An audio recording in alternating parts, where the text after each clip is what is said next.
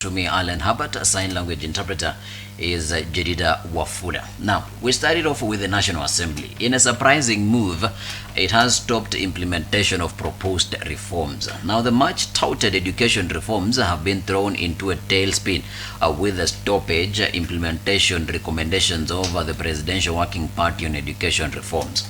Now, the National Assembly put a stop to implementation with Speaker Moses Wetangula saying cabinet secretaries cannot make laws. Here are the full details of this story.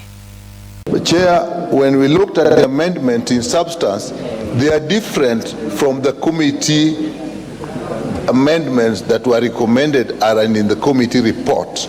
If then the chair or anybody else brings in a different amendment, would you say that that is the legislation which was taken for public participation? Is it the legislation which the committee has agreed with? There is nothing in our standing orders, or indeed as Honorable TJ Kajwang wants to make us believe in the Constitution, that says committee report amendments must be carried by the committee. Any member of this House can read that report, pick an amendment, and propose it during committee of the whole.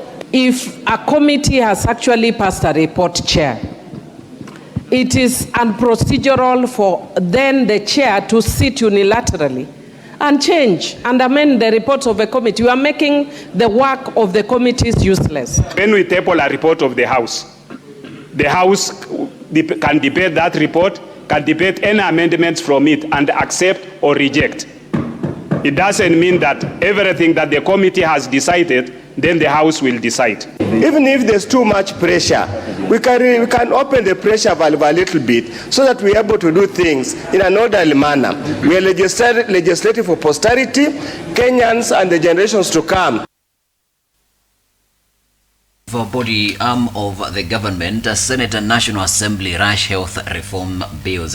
Now, the two houses of Parliament are inching closer to approving the four health bills with minimal interventions from parliamentarians. Members from the minority side at the National Assembly complained over dropping of amendments to one of the bills that had been proposed from the public participation sessions. Here are the full details.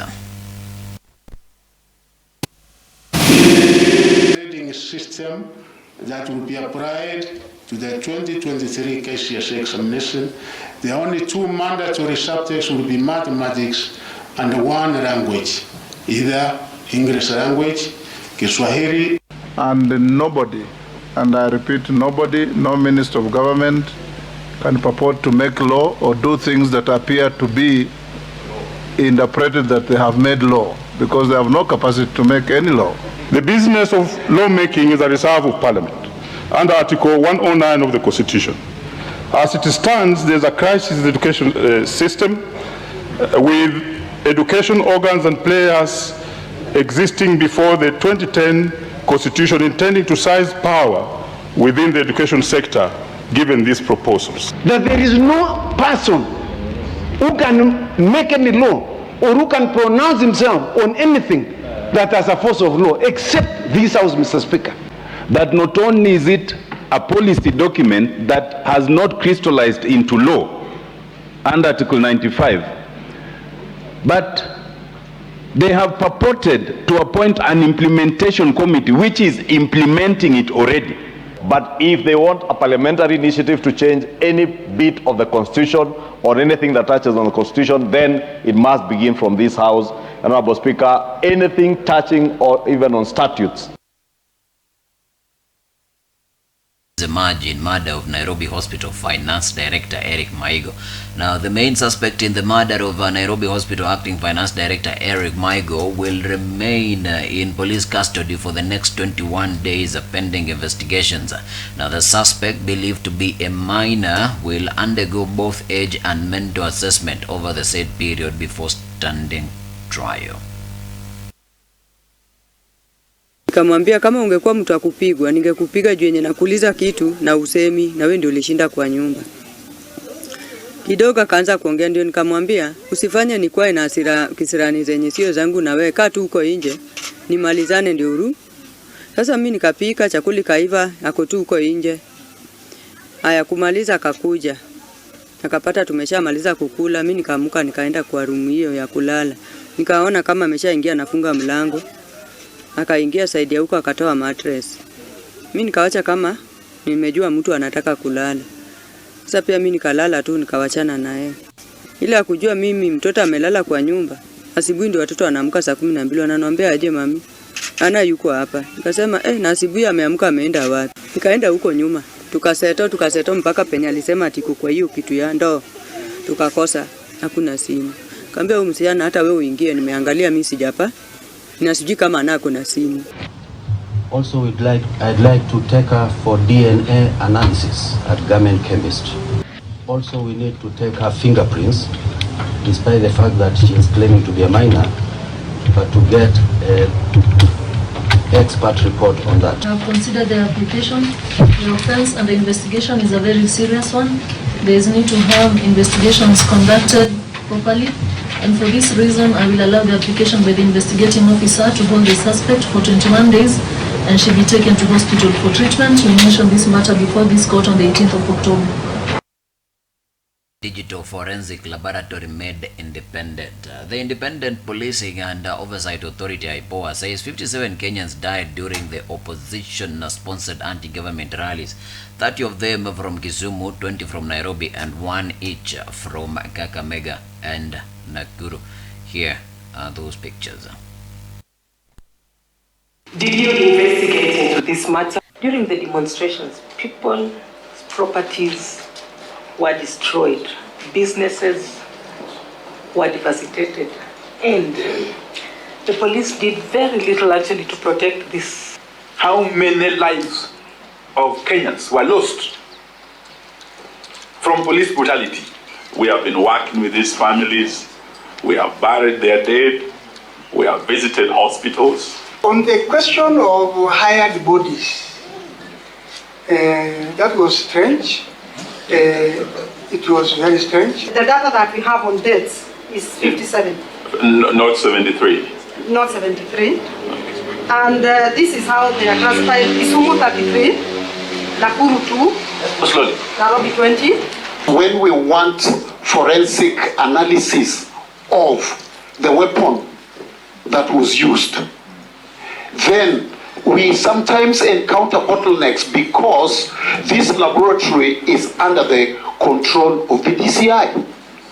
The DCI, to me, and I want you legislators, is part of the NPS. He is under the command of the IG. We found about 60 files in courts. We've moved that number to 170.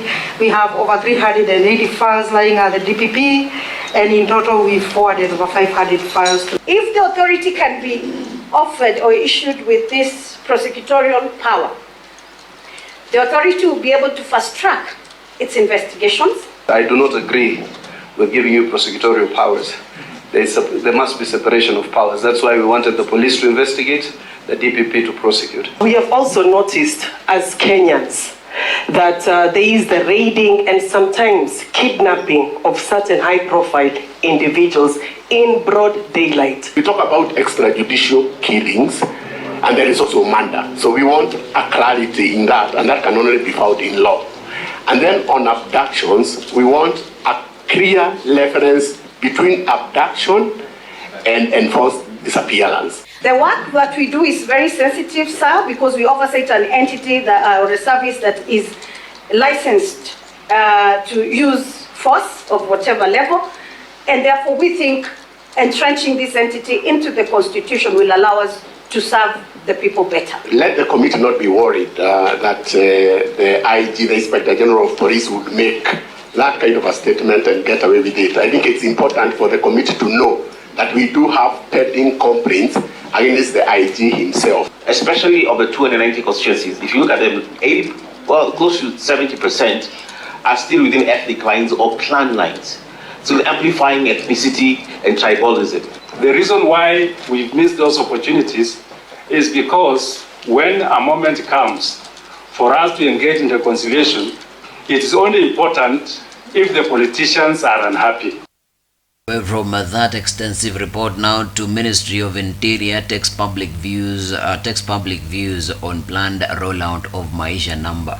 And public participation on Maisha Number has happened across the country. The Principal Secretary for the State Department of Immigration and Citizen Services, Ambassador Julius Bitok, who was speaking in a public participation forum in Kayole, Nairobi, said the exercise going on around the country under the supervision of National Government Administrative Officers, who are known as Ngao, is aimed at getting the views of the public on the program. The reason why we are here this afternoon is because we have had a very long day of engaging the public on the proposed Maisha Number, Maisha Card, Digital ID, and National Population Database. So I am happy to report that we had a very good reception from the members of the public who have accepted to support the government in the rollout of Maisha Number. So I'm happy to report that there are similar meetings around the country. We have meetings in every county, in every sub-county. So we have about 500 meetings around the country on public participation on Maisha Number. We believe that we have a product that is going to help the country, that is going to be a secure document. It's going to be a document that will help our people enjoy services in a more convenient way.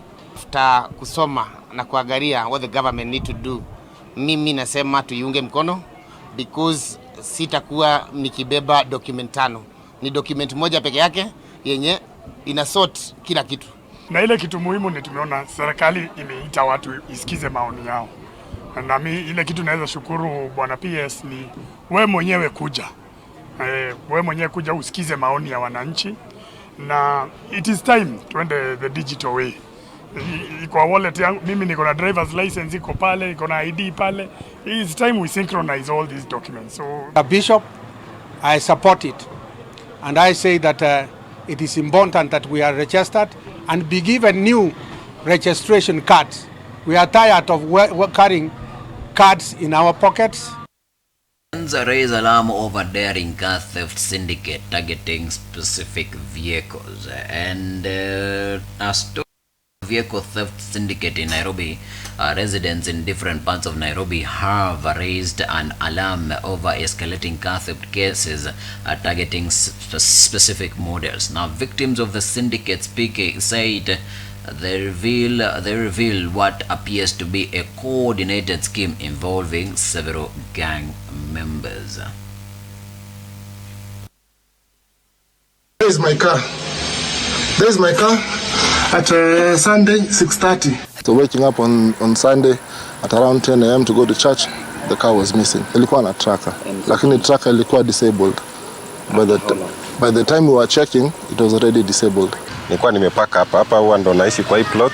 Gari huwa napaka hapa kila wakati, na pia kuna security. Nilikuwa na initiate the process with the insurance company, waninipe so ndo naanza kuengage, but so far from the police sijapata usaidizi whether gari imepatikana ama haijapatikana. DB wakiwa hapa tu parking ya Dono Fielder KCZ 295Q. Fuatilia immediately India nikaripoti polisi at around 3 a.m. Since then there's nothing, no communication. And so from I'm on my own accounts. We're gonna take a break. When we come back, we're coming back with stories that are making headlines in the dailies. Keep it science.